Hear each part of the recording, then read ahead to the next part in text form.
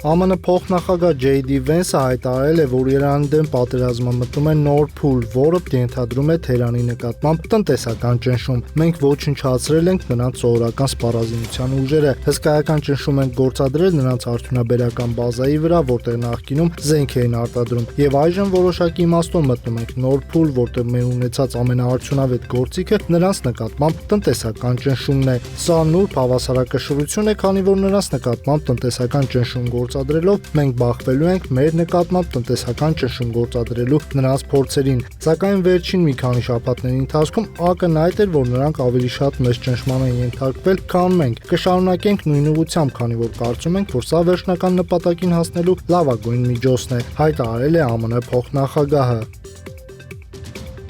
Օգոստոսի 20-ին Պերուի հարավում Այակոչոյի շրջանում տեղի է ունեցել ուժեղ երկրաշարժ։ Պերուի երկրաֆիզիկական ինստիտուտը նախնական ուժգնությունը գնահատել է 7.2 մագնիտուդ, իսկ ԱՄՆ երկրաբանական ծառայությունը 6.7։ Էպիկենտրոնը Կորակորայից մոտ 35 կիլոմետր հեռավորության վրա, խորությունը IGP-ի տվյալներով մոտ 108 կիլոմետր։ Ցնցումները զգացվել են նաև Լիմայում եւ հարակի շրջաններում։ Ավելի ուշ հաղորդվել է առնվազն 2 տուժածի եւ որոշ շինությունների վնասման մասին, իսկ Պերուի նավատորմը հայտարարել է, որ ցունամիի վտանգ չկա։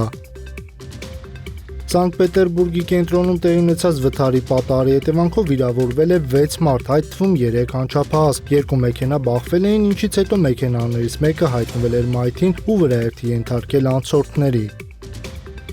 Ուկրաինան պատրաստ է հրթիռներ գնել Պատրիոտ համակարգերի համար, այլ ոչ թե դրանք նվեր ստանալ, հայտարարել է Ուկրաինայի նախագահ Վլադիմիր Զելենսկին։ Մեզ հրթիռներ են պետք Պատրիոտ համակարգերի համար, սա այն է, ինչ կարող է ապահովել միայն մեր գործընկերները։ Մենք չենք խոսում նվերների մասին, խոսքը Ուկրաինայի զենք գնելու պատրաստակամության մասին է։ Կարևոր է, որ մեր գործընկերները, մասնավորապես Միացյալ Նահանգները, համապատասխան քաղաքական որոշումներ կայացնեն, գրել է նա։